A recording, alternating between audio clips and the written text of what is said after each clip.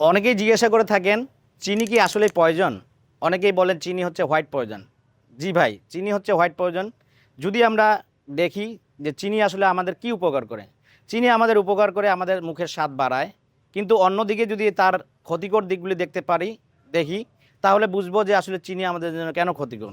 চিনি আমাদের আসলে যে প্রাণশক্তি, সেই প্রাণশক্তিকে সাক করে অথবা নিয়ে ফেলে সে আসলে তার অপকারিতার যে কাজগুলি সেগুলি করতে থাকে।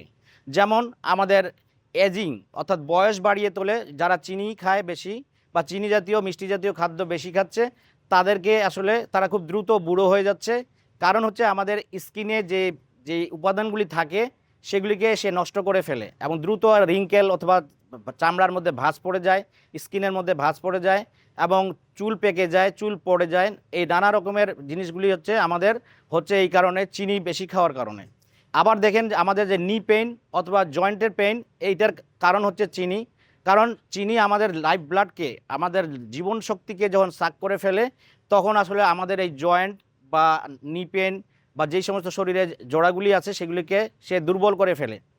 এবং কার্টিলেজ, আপনার জয়েন্টগুলিতে যে কার্টিলেজ থাকে সেটাকেও সে ড্যামেজ করে। ধীরে ধীরে দেখবেন যে অনেকের অনেক রকমের জয়েন্ট রিলেটেড সমস্যা দেখবেন বয়সকালে হচ্ছে।